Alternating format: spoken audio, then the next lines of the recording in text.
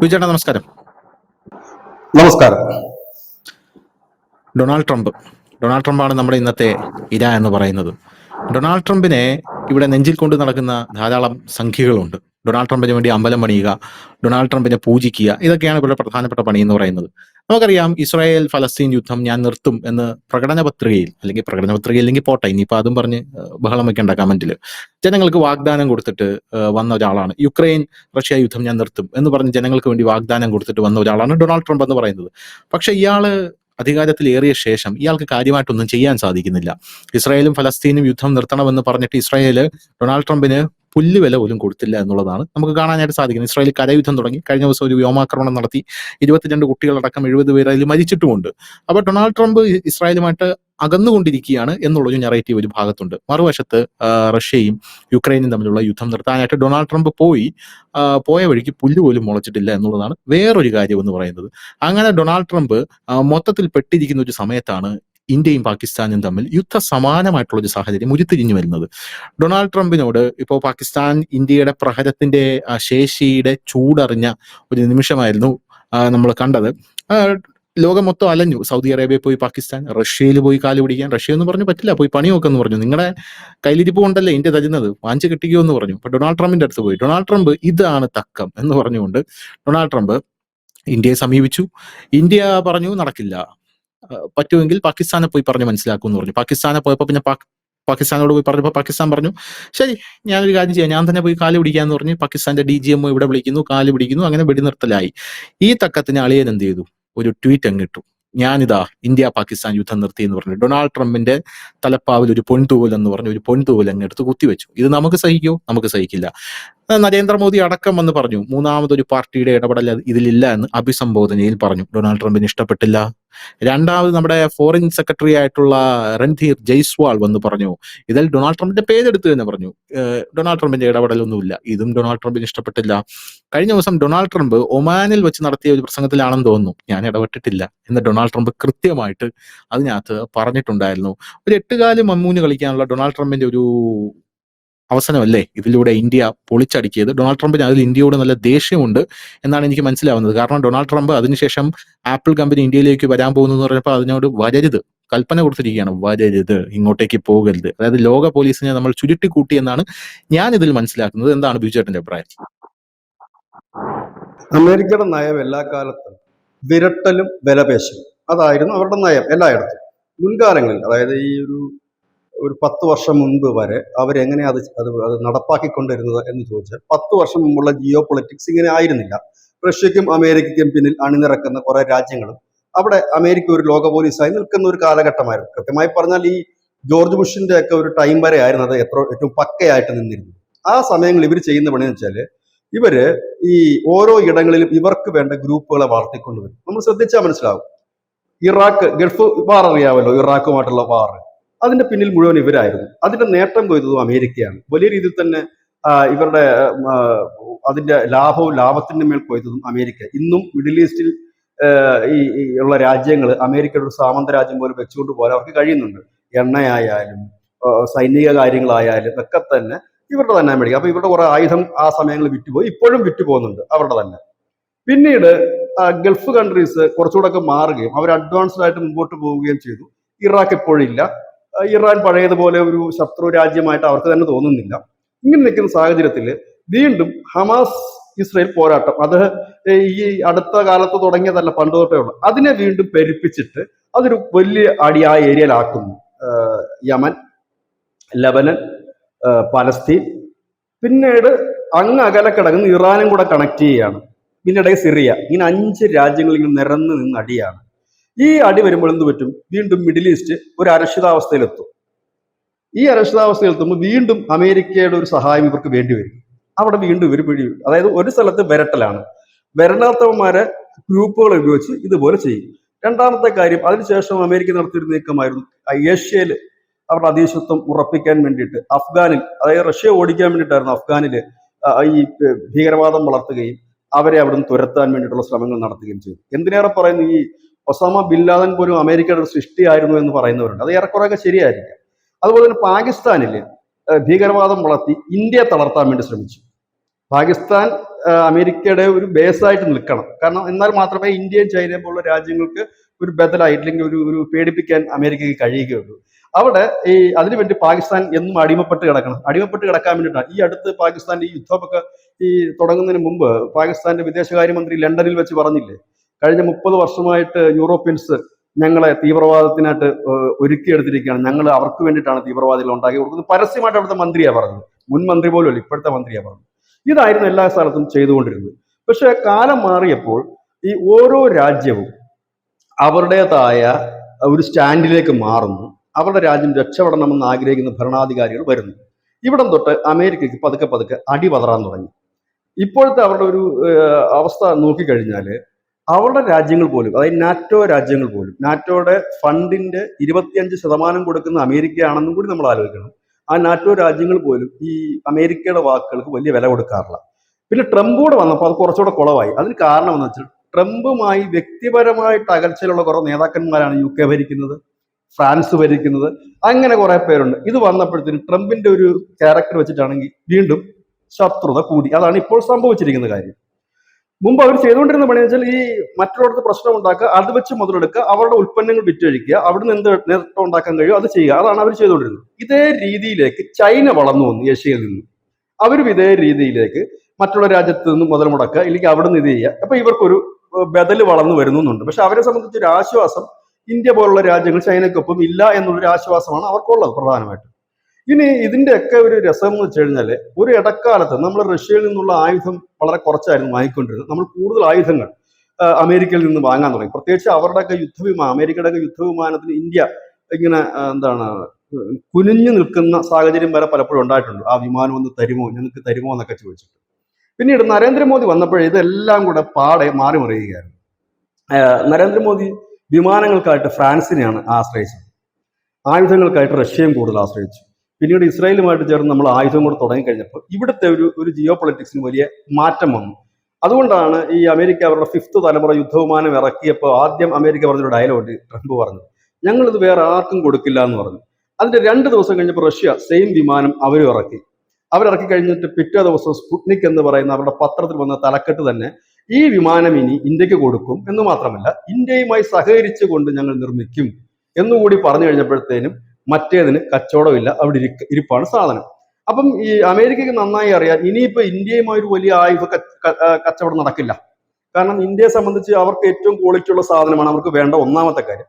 രണ്ടാമത്തെ കാര്യം, അവരിപ്പോൾ സ്വയം പര്യാപ്തതയിലേക്ക് നീങ്ങുന്നു. ഇന്ത്യയെ സംബന്ധിച്ച് ഇന്ത്യയുടെ സ്വന്തമായി വികസിപ്പിച്ചെടുക്കുന്ന മിസൈലുകളായാലും എയർ ഡിഫൻസ് സിസ്റ്റം ആയാലും ഒക്കെ നമ്മുടെ തന്നെ, അത് പരീക്ഷിക്കുക മാത്രമല്ല നമ്മൾ ഇപ്പോഴത്തെ ഈ അറ്റാക്കിൽ നമ്മളത് ഉപയോഗപ്പെടുത്തി ലോകത്തിന് കാണിച്ചു കൊടുക്കുകയും ചെയ്തേ ഞങ്ങളുടെയൊക്കെ ഈ നല്ല ഉഗ്ര സാധനങ്ങൾ തന്നെയാണ് ഉപയോഗിക്കുന്നത്.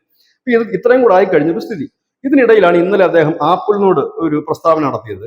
നിങ്ങൾ ഇന്ത്യയിലേക്ക് പോകരുത്, ഇന്ത്യയിലേക്ക് നിങ്ങൾ അവരുടെ കാര്യം നോക്കാൻ അവർക്കറിയാം, ഇന്ത്യക്കാർക്ക്, നിങ്ങൾ ഇനി ഇന്ത്യ പോകരുത്, പിന്നെ നിങ്ങൾ അമേരിക്കയിൽ വേണം ഇതൊക്കെ ഉൽപ്പാദിപ്പിക്കാനാണ്. ഇന്ന് ഈ ആപ്പിളിന്റെ സിഇഒയുടെ റിപ്ലൈ വന്നിട്ടുണ്ട്. അദ്ദേഹം പറഞ്ഞത് ഇന്ത്യയിൽ ഞങ്ങൾ മുതൽ മുടക്കിയ നിക്ഷേപങ്ങൾ തുടരുക തന്നെ ചെയ്യും, പിന്നെ അമേരിക്ക ഞങ്ങൾ വേറൊരു കമ്പനി തുടങ്ങും എന്നാണ് പറഞ്ഞത്.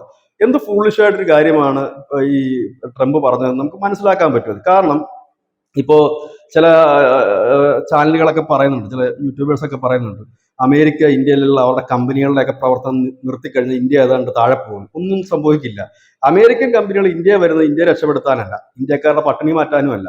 ആ കമ്പനികൾ എന്തുകൊണ്ട് ഇന്ത്യ വരുന്നു എന്നാണ് നമ്മൾ ആദ്യം പഠിക്കേണ്ട വിവരം. ആ കമ്പനികൾ ഇന്ത്യയിൽ വരുന്നത് ഇവിടുത്തെ നികുതി ഇളവ് കൊണ്ടും ഒപ്പം തന്നെ ഇവിടെ കുറഞ്ഞ മുതൽ മുടക്കിൽ അവർക്ക് സ്ഥാപനം നടത്തിക്കൊണ്ടു പോകാൻ കഴിയും. പ്രത്യേകിച്ച് നല്ല ഹൈ ക്വാളിഫൈഡ് ആയിട്ടുള്ള ടെക്നീഷ്യന്മാരെ കുറഞ്ഞ റേറ്റിന് അവർക്ക് കിട്ടുന്നു. ഒപ്പം തന്നെ ഇവരുടെ വിതരണ ശൃംഖല ഇന്ത്യയിൽ വളരെ മെച്ചപ്പെട്ടതാണ്. നാലാമത്തെ കാര്യം, അവർക്ക് ട്രാൻസ്പോർട്ടേഷൻ എല്ലായിടത്തേക്കും കൊണ്ടുപോകാൻ കഴിയും. ഇവരുടെ ഉൽപ്പന്നത്തിന് വലിയ വില വേണ്ടാതെ തന്നെ അവർക്ക് വിറ്റഴിക്കാനും കഴിയും. നേരെ മറിച്ച് ഞാനൊരു ചെറിയ ഉദാഹരണം പറയാം. ജാക്ക് ഡാനിയൽ എന്ന് പറഞ്ഞിട്ട് ഒരു മദ്യമുണ്ട് അമേരിക്കയുടെ. ആ മദ്യത്തിന്റെ വില 4500 രൂപ. എന്തുകൊണ്ട് 4500 രൂപ എന്ന് ചോദിച്ചാൽ ഈ മദ്യം അമേരിക്കയിൽ നിന്ന് ഇന്ത്യയിൽ വരുമ്പോൾ നാം ചുമത്തുന്ന 150% 100% ടാക്സും കൂടെ ചേർത്താണ് വരുന്നത്. ആ കമ്പനി ഇന്ത്യയിൽ വന്നിട്ട് അവരുടെ ഉത്പാദനം നടത്തുകയാണെങ്കിൽ ഈ സാധനം കുറഞ്ഞതൊരു 3000 രൂപയ്ക്ക് അവർക്ക് വിൽക്കാൻ പറ്റും. 3000 രൂപയ്ക്ക് വിറ്റാൽ ഇന്ത്യയിൽ തന്നെ അവരുടെ കച്ചവടം കൂടി. ഇതേപോലെ തന്നെ ഇവർക്ക് മറ്റ് രാജ്യങ്ങളിലേക്കും ഇത് കൊടുക്കാൻ പറ്റും കുറഞ്ഞ റേറ്റിന്. അപ്പോൾ ഒരു മുതലാളി എന്തായിരിക്കും ചിന്തിക്കുന്നത്? എന്തുകൊണ്ടാണ് എല്ലാവരും കൂടെ ചൈനയിലേക്ക് ഇടിച്ചു പോകുന്നത് ആ കമ്പനി സ്ഥാപിക്കാനായിട്ട്? വളരെ തുച്ഛമായ റേറ്റിന് അവർക്ക് അവിടെ പണി ചെയ്യാൻ ആളെ കിട്ടും, ജോലിക്കാരെ കിട്ടും. പക്ഷെ നമ്മുടെ അത്ര എഫിഷ്യന്റ് ആയിട്ടുള്ള ജോലിക്കാരല്ല എന്നുള്ളതാണ് മറ്റൊരു കാര്യം. ജോലിക്കാരെ കിട്ടും, പിന്നെ അവർക്ക് വേണ്ട എല്ലാ സൗകര്യങ്ങളും കിട്ടും, അത് കൊടുക്കാം. ഈ ഇപ്പോൾ ഒരു ആപ്പിൾ ഫോൺ, എനിക്ക് തോന്നുന്നു നല്ലൊരു ആപ്പിൾ ഫോൺ 2 ലക്ഷം രൂപയെങ്കിലും ആകും അമേരിക്കയിൽ നിന്നൊക്കെ ഇവിടെ കൊണ്ടുവരണമെന്നുണ്ടെങ്കിൽ. എനിക്ക് തോന്നുന്നു ഈ ഫോൺ അമേരിക്ക നിർമ്മിക്കണമെങ്കിൽ ആ കമ്പനിക്കാരൻ എത്ര രൂപ മുടക്കണം? മണിക്കൂറിനാണ് അവൻ സാലറി കൊടുക്കേണ്ടത്, ഡോളർ കൊടുക്കേണ്ടത്. ഇവിടെ 8 മണിക്കൂറിന് കൊടുക്കേണ്ടത് അവിടെ മണിക്കൂറിന് കൊടുക്കണം. ഒന്ന്. രണ്ടാമത്തെ കാര്യം എന്ന് പറഞ്ഞു കഴിഞ്ഞാൽ അവന്റെ ഉൽപ്പന്നം ഇവിടെ ഇറക്കുമ്പോൾ എത്ര രൂപ വരും? ആ വില കൊടുത്ത് ആരെങ്കിലും ഒക്കെ അത് വാങ്ങുമോ? വാങ്ങില്ല.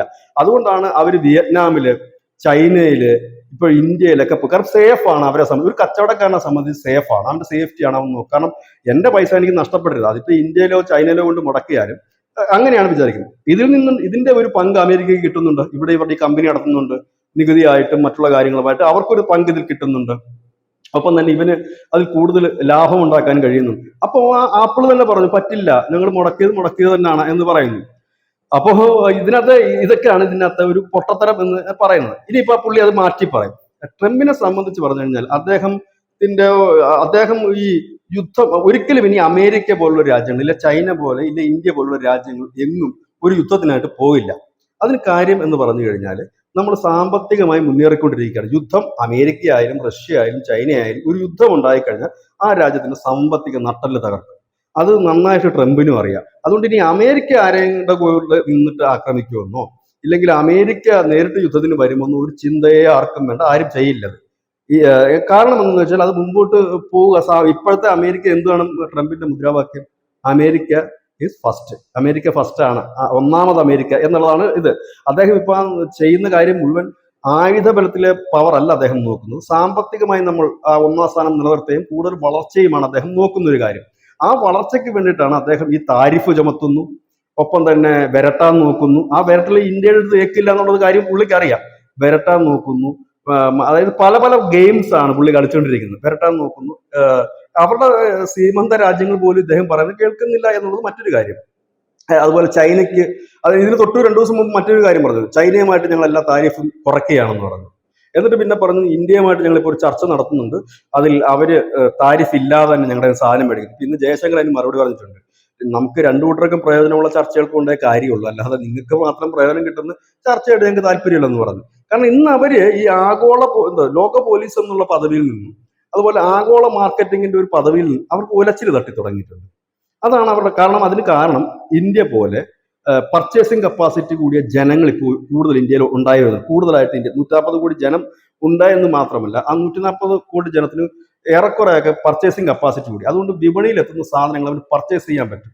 ഉദാഹരണം പറഞ്ഞാൽ ഒരു 10 വർഷം മുമ്പ് നമ്മുടെ രാജ്യത്ത് എത്ര കാർ കമ്പനികൾ ഉണ്ടായിരുന്നു? നമ്മുടെ റോഡിൽ കൂടെ എത്ര കമ്പനികൾ കാർ ഓടുമായിരുന്നു? ഒരു പ്രീമിയർ കമ്പനിയോ മാരുതിയോ ഇല്ല ഫോർഡോ അംബാസിഡർ നിന്നും തോന്നുന്നത്.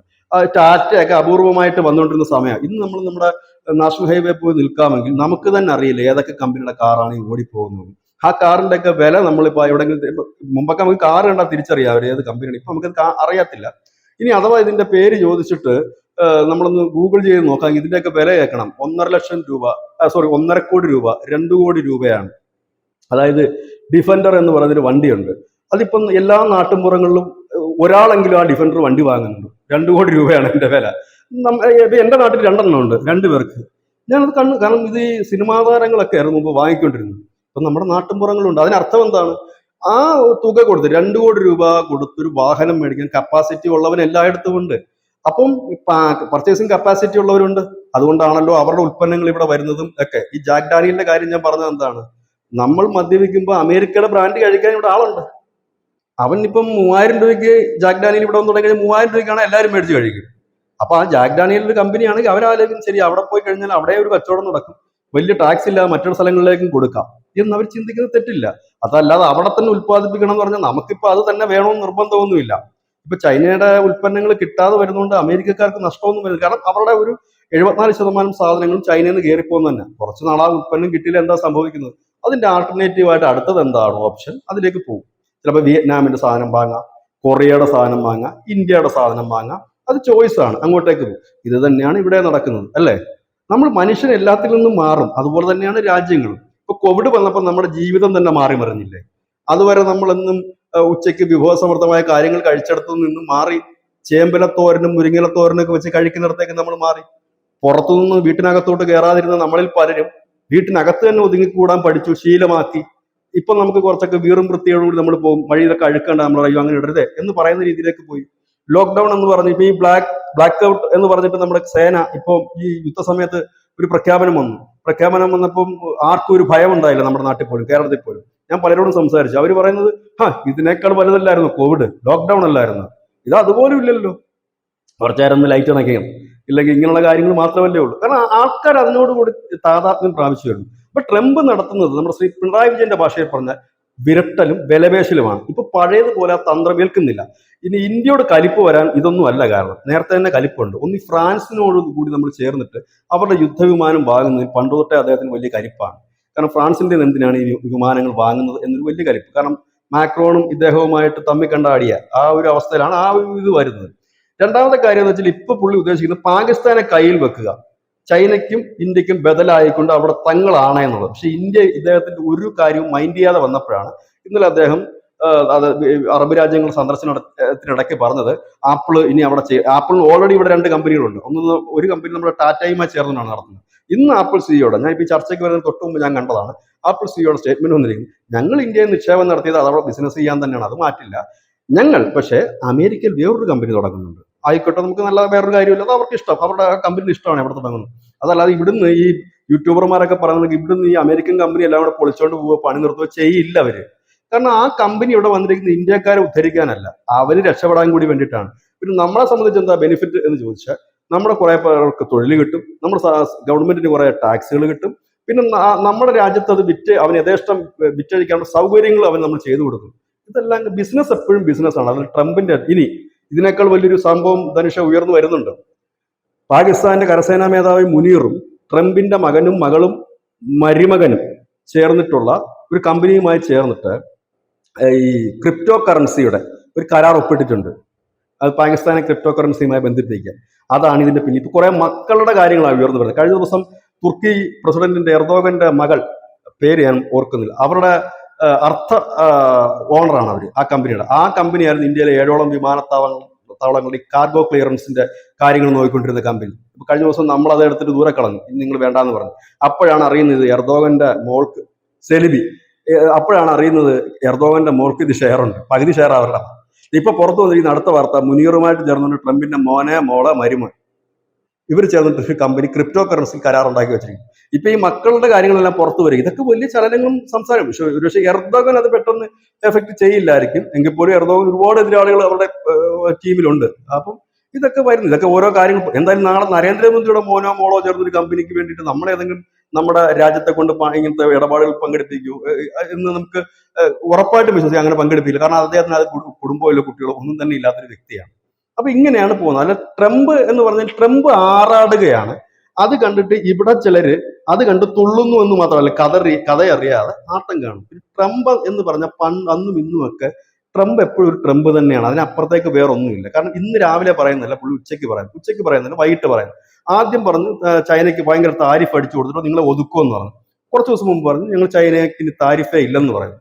ഇന്ത്യക്ക് താരിഫ് വന്നപ്പോൾ ഇന്ന് ഇന്ത്യ പറഞ്ഞൊരു മറുപടി ഉണ്ട്. ഇന്ത്യയുടെ സ്റ്റീലിന് 25% താരിഫ് ചുമത്തി അമേരിക്ക. ഇന്നിപ്പോ ഇന്ത്യ ലോക വ്യാപാര സംഘടനയ്ക്ക് ലെറ്റർ കൊടുത്തിട്ടുണ്ട്. ഞങ്ങൾ ഇനി മുതൽ അമേരിക്കയുടെ ചില ഐറ്റംസിന് പകരം തീരുവ, അതായത് അവർ 25 നമുക്ക് തന്നെങ്കിൽ നമ്മൾ 25 അങ്ങോട്ട് അടിച്ചു കൊടുക്കും എന്ന് പറഞ്ഞിട്ടുണ്ട്. അതായത് ഒരു രാജ്യവും അങ്ങനെ വിട്ടുവീഴ്ചയ്ക്ക് തയ്യാറല്ല. പക്ഷെ തായ്വാനെ കണക്കുള്ള ചില രാജ്യങ്ങൾ അമേരിക്ക പോലുള്ള രാജ്യങ്ങൾക്ക് അടിപ്പെടുമായിരിക്കും. കാരണം ഇന്ത്യയുമായിട്ട് ഞാൻ പറഞ്ഞില്ല, അമേരിക്ക ഓരോ രാജ്യത്തിനും അവരുടെ നിലപാട് തന്നെയാണ് പ്രധാനം. അവരുടെ രാജ്യത്തിന്റെ ഉന്നമനമാണ് വലുത്. പിന്നെ ഇപ്പൊ എല്ലാവരും പറയുന്നത് നരേന്ദ്രമോദി ഫ്രണ്ട് ആണല്ലോ. ഫ്രണ്ട് വേറെ, രാജ്യം വേറെ. ഫ്രണ്ട്ഷിപ്പ് വേറെ, രാജ്യം വേറെ. അതെല്ലായിടത്തും അങ്ങനെ തന്നെയാണല്ലോ. അങ്ങനെ നോക്കുകയാണെന്നുണ്ടെങ്കിൽ ഇപ്പം ഈ നരേന്ദ്രമോദിയും പിണറായിയും തമ്മിൽ നല്ല സുഹൃത്തുക്കളല്ലേ എന്ന് കരുതിയിട്ട് അവരെ എതിർക്കാതിരിക്കുന്നുണ്ടോ? ഇല്ല, അത് രണ്ടും രണ്ട് തന്നെയാണ്, രണ്ടായിട്ട് തന്നെ കാണണം. മൈ ഫ്രണ്ട് എന്നൊക്കെ പറയുന്നത് അതങ്ങനെയാണ് മോഡിയുടെ രീതി. ട്രംപ് ഒരു ഉഗ്രം കച്ചവടക്കാരാണ്. കിട്ടുന്ന ഒരു അവസരമായിട്ട് അദ്ദേഹം മുതലെടുക്കുന്നുണ്ട്. പക്ഷെ ആ മുതലെടുക്കുന്ന ഇങ്ങനെയൊക്കെയാണ് എന്നേ ഉള്ളൂ. എനിക്ക് തോന്നുന്നു ഇപ്പൊ ഈ പാകിസ്ഥാനിൽ ഇപ്പൊ വന്നിട്ടുണ്ട് പുള്ളി. ആ പാകിസ്ഥാനിൽ ഇനി പുള്ളി അവർക്ക് കൊണ്ട് കൂടുതൽ മുതലിറക്കാൻ പറ്റില്ല. പകരം ഇപ്പൊ ചെയ്യാൻ പോകുന്ന ഒരു കാര്യം, ഇന്ത്യയോ ഇല്ലെങ്കിൽ ചൈനയോ ഒക്കെ അസ്ഥിരപ്പെടുത്താനുള്ള കാര്യങ്ങൾ നടക്കട്ടെ എന്ന് പുള്ളി കരുതും. ഒപ്പം തന്നെ പുള്ളിയുടെ കയ്യിൽ ഒരു റിമോട്ട് കൺട്രോളിൽ പാകിസ്ഥാനെ പ്രവർത്തിപ്പിക്കേണ്ട കാര്യങ്ങളായിരിക്കും ഇനി അമേരിക്ക നോക്കുന്നത്. ആ ഒരു റേഞ്ചിൽ ആ ഏരിയയിൽ ഏഷ്യയിൽ ഒരു നിൽക്കാൻ വേണ്ടിയിട്ടുള്ളത്. പക്ഷെ അത് പാകിസ്ഥാനെ എങ്ങനെ ബാധിക്കും എന്നുള്ളത് കണ്ടറിയണം. കാരണം ചൈന അപ്പുറത്ത് നിൽപ്പുണ്ട്. കാരണം അവർക്ക് അതൊരു വലിയ ക്ഷീണമായിരിക്കും ചൈനയെ സംബന്ധിച്ച്. കാരണം ചൈന ഓൾറെഡി നല്ലൊരു പൈസ കൊണ്ട് അവിടെ മുടക്കിയിട്ടുണ്ട്. ഇതിപ്പോ കണ്ടില്ലേ, ബലൂചിസ്ഥാനിൽ അവർക്ക് ഗദ്ദാർ തുറമുഖം, അതിനോട് ചേർന്നുള്ള എയർപോർട്ട് പ്രവർത്തിപ്പിക്കാൻ പറ്റുന്നില്ല. ചൈന പണിതതാ. 2300 കോടി എങ്ങോട്ടാണ് അതിന്. ഇപ്പൊ പുതിയ വാർത്ത പുറത്തു വരുന്നു, POKയില് ഗിൽജിത്തിലും ബാൾട്ടിസ്ഥാനിലും ചൈനയ്ക്ക് ഖനനം നടത്താനായിട്ട് ഇവന്മാര് ഇത് കൊടുക്കുക, ബില്ല് പാസ്സാക്കുക. അവിടുത്തെ ജനം തെരുവിൽ ഇറങ്ങിയിട്ടുണ്ട്. അതായത് ബലൂചിസ്ഥാന്റെ സെയിം സിറ്റുവേഷനിലേക്ക് POKയിലും കൂടെ ചൈന പോവുക. അവൻ ഈ മുതൽ മുടക്ക് ഇട്ടിരിക്കുന്നല്ലേ, അതെന്ത് ചെയ്യും? ഇതാണ് ഇതിനകത്ത്. അപ്പൊ ട്രംപിനെ കണ്ട് നമ്മൾ ആറാടേണ്ട കാര്യമില്ല. രാവിലെ ട്രംപിനെ കണ്ട് നമ്മളൊരു പോസ്റ്റ് ഇട്ടാൽ ഉച്ചയ്ക്ക് നമുക്ക് ആ ട്രംപിന്റെ പോസ്റ്റിന് എതിരെ ഒരു പോസ്റ്റ് ഇടേണ്ടി വരും. കാരണം അങ്ങനെയാണ് പുള്ളി. രാവിലെ പുള്ളി പറയും ഇന്ത്യ ഞാൻ നശിപ്പിച്ചു കളയും മറ്റേ. ഇപ്പൊ ട്രംപിന് പറ്റിപ്പോയെന്ന് വെച്ചാൽ അദ്ദേഹത്തിന്റെ വാക്കിന് വലിയ വില കിട്ടുന്നില്ല. ആകെ ഇങ്ങനെ ചമ്മി നാറിയൊക്കെ നിൽക്കുന്ന ഒരു അവസരത്തിലാണ് ഇപ്പോൾ ഇന്ത്യയുടെ ഒരു ഇഷ്യൂ വരുന്നത്. പിന്നെ അദ്ദേഹം ഇടപെട്ടിട്ടില്ലെന്നുള്ളതല്ല, അമേരിക്ക ഈ യുദ്ധം അവസാനിപ്പിക്കുന്നതിന് വേണ്ടിയിട്ട്, കാരണം അവിടെ നമ്മൾ ആ സ്റ്റേറ്റ്മെന്റ് നോക്കണം. ആദ്യം എന്താണ് അമേരിക്ക പറഞ്ഞത്? ഞങ്ങൾ ഇത് ഇടപെടാനില്ല. അതായത് ഫസ്റ്റ് ദിവസത്തെ അടി കഴിഞ്ഞപ്പം, എനിക്ക് തോന്നുന്നു 8-ാം തീയതിയാണെന്ന് തോന്നുന്നു അദ്ദേഹം പറഞ്ഞത്. അതിനുശേഷമാണ് പറഞ്ഞത് ഞങ്ങൾ ഇടപെടും എന്ന് പറഞ്ഞു. ഇപ്പൊ പറയുന്നത് ഞങ്ങൾ അങ്ങനെ ഇടപെട്ടു എന്നല്ല പറയുന്നത്, സംസാരിച്ചിട്ടുണ്ട്. അത് ഇന്ത്യ ക്ലിയർ ആയിട്ട് പറഞ്ഞിട്ടുണ്ട്. കഴിഞ്ഞ ദിവസം നമ്മുടെ രാജ്നാഥ് സിംഗ് പറഞ്ഞിരുന്നു, ഞങ്ങളോട് എല്ലാ രാജ്യങ്ങളും വിളിച്ച് സംസാരിച്ചിരുന്നു. സ്വാഭാവികമാണ്, ഒരു അടി ഉണ്ടാകുമ്പോൾ അത് സംഘർഷം കൂടാതിരിക്കാൻ എല്ലാ രാജ്യങ്ങളും സംസാരിച്ചിരുന്നു. എല്ലാവരും ഉണ്ടാകും, എല്ലാവരും വിളിച്ച് സംസാരിച്ചു. ചൈന പോലും പറഞ്ഞിരുന്നു. അപ്പൊ എല്ലാവരും വിളിച്ച് സംസാരിച്ചു, അത്രേ ഉള്ളൂ. അമേരിക്ക കുറച്ച് കൂടുതൽ സംസാരിച്ചിട്ടുണ്ടാകാം. അപ്പൊ എവിടെങ്കിലും ഒരു ഇത്, പിന്നെ ഇപ്പൊ ട്രംപിന്റെ ഇപ്പോഴത്തെ കലിപ്പം എന്ന് പറഞ്ഞാൽ ഇന്ത്യ അത് ഒരു പുല്ല് വില പോലും കൽപ്പിച്ചില്ലെന്ന് മാത്രമല്ല, ഇതിനിടയ്ക്ക് വേറൊരാളും ഇല്ല. ഞങ്ങളാണ് ഇപ്പൊ സിന്ധു നദീജല കരാർ അതൊന്നും നടപ്പാകാൻ പോകുന്നില്ലെന്ന് കൃത്യമായിട്ട് പറയാം. അത് ഇന്ത്യ ഇപ്പോൾ എന്താണ് ചെയ്യുന്നത് വെച്ചാൽ ഒരു ഉറച്ച നിലപാടിലാണ് എത്തിയിരിക്കുന്നത്. നമ്മുടെ രാജ്യം മുമ്പെങ്ങും ഇല്ലാത്ത വിധം ചേരിചേരാ നയമില്ല, പകരം ഒരു ചേരിയേ ഉള്ളൂ, അത് ഇന്ത്യയുടെ ചേരിയാണ്. ആ നയം കൃത്യമായി പറഞ്ഞുകൊണ്ട് തന്നെയാണ് മുമ്പോട്ട് പോകുന്നത്. അതുകൊണ്ട് തന്നെയാണ് അതിൻ്റെ ഒരു നിലനിൽപ്പുള്ളത്. അങ്ങനെ പോയാലേ നടക്കും. നമ്മൾ ഇതുവരെ പോയ രീതിയിൽ പോയാൽ നമ്മുടെ രാജ്യത്തിന് എങ്ങും രക്ഷപ്പെടാൻ പറ്റില്ല, തലയുയർത്തി നിൽക്കാനും പറ്റില്ല. ഇങ്ങനെ പോയാൽ ഈ ട്രംപും ഒക്കെ തിരിച്ചു വരും. കാരണം അദ്ദേഹത്തിനും ഒറ്റയ്ക്ക് നിന്ന് മുമ്പോട്ട് പോകാൻ കഴിയില്ല. അവർക്കും എല്ലാ രാജ്യത്തിന്റെയും കൂടെ ഹെൽപ്പ് ഉണ്ടെങ്കിൽ മാത്രമേ അവരുടെ പെട്ടിക്കകത്തും പൈസ വന്ന് വീഴൂ, ഇല്ലെങ്കിൽ അവരുടെ കാര്യങ്ങളും നടക്കും. അപ്പോൾ നമുക്ക് പറയാനുള്ളത് ശ്രീ പിണറായി വിജയന്റെ വാക്കുകൾ തന്നെയാണ്, ബലപേശലും വിരട്ടലും ഇങ്ങോട്ട് വേണ്ട. അതാണ് നമുക്ക് പറയാനുള്ള കാര്യം. താങ്ക് യു ബിജു ചേട്ടാ, താങ്ക് യു സോ മച്ച്.